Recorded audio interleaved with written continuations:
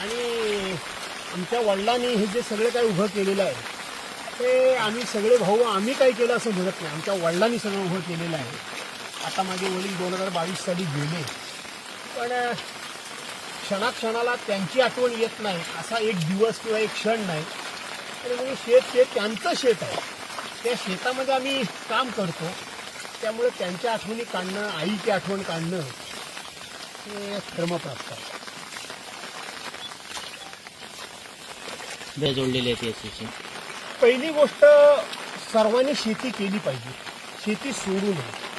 दुसरी गोष्ट, आमच्या वाडवडिलांपासून, वडिलांपासून, काकांपासून सर्वांनी आम्हाला एक धडा घालून दिलेला आहे की हे रेशनिंगचं धान्य तुम्ही खाण्यापेक्षा तुम्ही स्वतः कष्ट करा, स्वतः शेतामध्ये राहा आणि स्वतःच्या शेतातलं स्वतःच्या हाताने पिकवलेलं धान्य खा. तर माझा भाऊ तिथं बसल्या तो कोपऱ्यावर आहे, तुला नंबर तो सगळं गावचं बघतो. पण आम्हाला लागणारं धान्य हे सगळं तो आम्हाला चिपळूणला पुरवतो. आम्ही रेशनिंगचं 1 किलो सुद्धा धान्य आम्ही आणत नाही.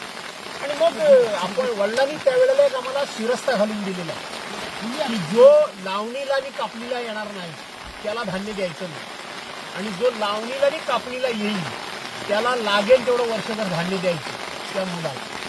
कारण काय, तर कापणीला आणि लावणीला माणसं कामाला मिळत नाही, कारण प्रत्येकाची शेती असते आणि हंगाम हा महत्त्वाचा आहे. आता सुद्धा आमच्या मुली, सुना, मुलं, नातेवाईक आता सगळे येतीलच दुपारनंतर, सगळे झाडून येतील. यंदा काय झालं, यंदा पावसाचं थोडंसं वरखाली झाल्यामुळे मुलांच्या शिक्षणाचं वगैरे टायमिंग जमलं नाही.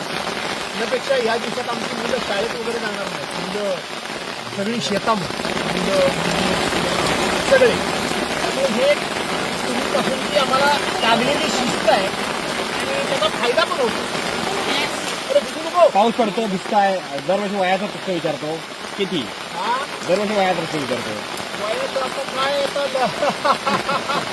आता 69 1 तारखेला पूर्ण होती, 70 लागेल 1 तारखेला, तर भिजून 70 लागेल आता 1 तारखेला. पण ते काय त्याचा परिणाम काय नाही माझ्या एकंदरीत क्रयशक्तीवर, इफिशियन्सीवर तसा काही प्रयत्न म्हणजे काही परिणाम नाही. दिवसभर मी काम करतो, करू शकतो. आता एक आहे, पूर्वी इतकं काम करावं लागत नाही, धान्य प्रचंड पिकतं, खूप धान्य पिकतं, त्यामुळे कमी शेती करावी लागते. आता तुम्हाला भाऊ सांगत होता की काय कारण 3 वर्षापूर्वीचं धान्य घरामध्ये आहे आणि मग ते ठेवायचं, ते असं किडे पडतात छोटे छोटे, टोके म्हणतात, टोके, ते फुकट जातं धान्य, आम्ही विकत नाही, काय करायचं, इतकं धान्य पिकतं.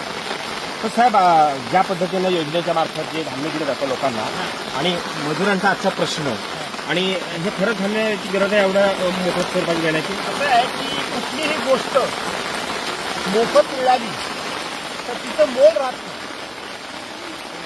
मी कोणाला देऊ नये ह्याच्या विरोधात नाही, परंतु मोफत कुठलीही गोष्ट, कुठली धान्य असं नाही, जर दिली गेली किंवा मिळाली तर त्याचं मोल राहत नाही.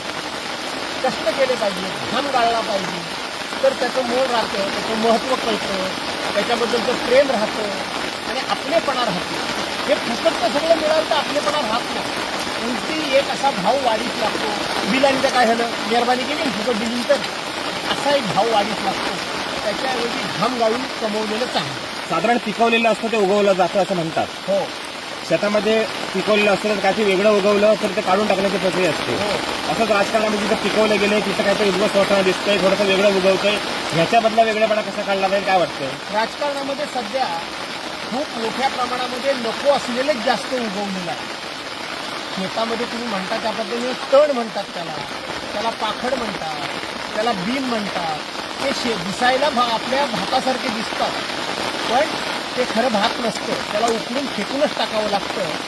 पण ते जेव्हा उगवतं तेव्हा आपल्याला भात वाटतं आणि मोठं झाल्यानंतर लक्षात येतं की हे भात नाही, हे तण आहे, हा पाकड आहे, हे बीम आहे. आणि म्हणून जेव्हा लक्षात येतं तेव्हा ते उकळून फेकून टाकलं पाहिजे. शिवसेनेच्या मूळ भात पिकामधला हा फरक